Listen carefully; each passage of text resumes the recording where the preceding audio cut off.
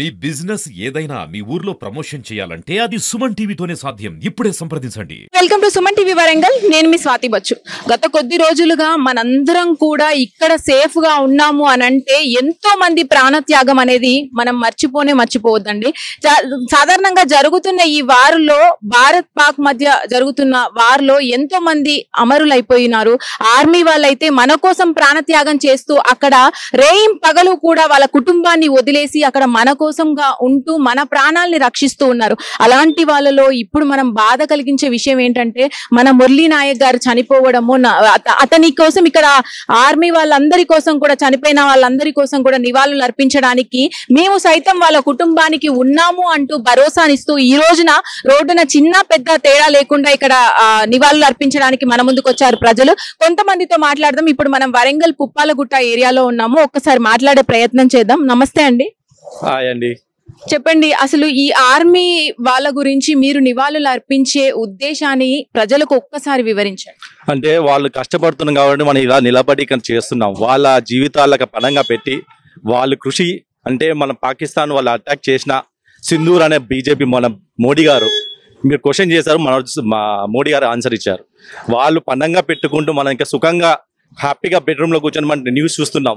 ఎంతమంది నాయకులు ఎంతమంది త్యాగాలు చేస్తే గానీ మనం ఇక సుఖంగా ఇక్కడ ఉన్నాము. సో వాళ్ళకు మన ఇలా నివాళి అర్పించాలి కాబట్టి మా వంతు మా వెంకటేష్ గాని మా విజయన్న గాని వీరందరం కలిసి ఏదో ఒకటి మా వంతుగా కృషిగా మా వంతు సానుభూతి తెలపాలని, వాళ్ళ కుటుంబాలు చల్లగా ఉండాలని, భగవంతుడు వాళ్ళకు మంచిగా వెళ్ళలా ఆ పీస్ ఈజీగా ఇవ్వాలని చెప్పడం ఈజీ. బట్ వాళ్ళ కుటుంబాలు చాలా ఎడుపుతూ ఉండొచ్చు.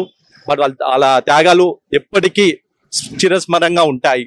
సింధూర్లో ఉన్నంత వరకు వాళ్ళ లైఫ్ మనం గుర్తించుకుంటాం. జోహార్ నాయక్. నమస్తే అండి, మీ పేరు? ఆడెప్పు వెంకటేష్. నేను ఇక్కడ చింతల్ వాస్తవ్యుని. ఈ రోజు నాడు ఏదైతే మురళీ నాయక్ గారు చనిపోవడం చాలా బాధాకరం. ఒక ఆర్మీ జవాన్ గా ఉంటూ మన దేశాన్ని కాపాడడం కోసం వారు ఈ రోజు చనిపోవడం అనేది చాలా బాధాకరం. వారి కుటుంబానికి మేము నివాళులు అర్పించాలనే ఉద్దేశంతో ఈ రోజు ఈ కార్యక్రమాన్ని ఏర్పాటు చేయడం జరిగింది. ఏదైతే పాకిస్తాన్ దాని యొక్క దుశ్చర్యలు ఏవైతే మనం గత కొద్ది రోజులుగా చూస్తున్నాం, పుల్వామా ఘటన, అదేవిధంగా అయితే ఏప్రిల్ 22వ తారీఖు నాడు జరిగిందో దానికి ప్రతిఘటించడం కోసం అనేసి మన వారు ఏదైతే సింధూర్ అనే ప్రోగ్రామ్ ని తీసుకునేసి మన కేంద్ర ప్రభుత్వం నరేంద్ర మోడీ గారు తీసుకున్న నిర్ణయం చాలా బాగుంది.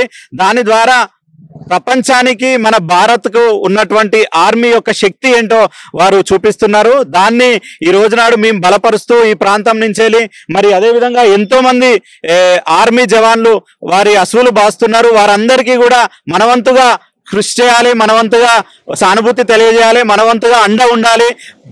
ఏదైతే మన దేశంలో ఉన్నటువంటి 140 కోట్ల మంది ఈరోజు ఆర్మీని పట్టుకొని ఉన్నారు. వారందరికీ కూడా మేమందరం కూడా సపోర్ట్ గా ఉన్నామని తెలియజేయడం కోసమే ఈ రోజు నాడు ఈ కార్యక్రమాన్ని ఏర్పాటు చేయడం జరిగింది. ఈ కార్యక్రమంలో పాల్గొంటున్న మా అక్క చెల్లెళ్ళు అందరూ కూడా మేమందరం ఎంతో సంతోషంగా వారికి నివాళులు అర్పిస్తూ మరి రానున్న రోజులలో ఏ దేశం మా మీదికి వచ్చినా గానీ తప్పకుండా ఆ దేశాన్ని తుదమిట్టించేంత వరకు కూడా మా ఆర్మీ జవాన్లు పోరాటం చేస్తూనే ఉంటారనేసి తెలియజేస్తూ ఈ సందర్భంగా అందరికీ కూడా కృతజ్ఞతలు తెలియజేసుకుంటాం. ధన్యవాదాలు. ప్రాణం విలువ తెలిసిన ప్రతి ఒక్కరూ కూడా ఈ ర్యాలీలో పాల్గొంటూనే ఉన్నారు. మన భారతీయులకు ముఖ్యంగా మన అన్న తమ్ములు అక్కడ పోరాడుతూ ఉన్నారు. వాళ్ళ కుటుంబానికి మాత్రం మనం ఇక్కడ వాళ్ళ కుటుంబానికి మేము ఉన్నాము అంటూ ఏదో ఒక భరోసాని ఇస్తే చాలు. జై జవాన్, జై భారత్.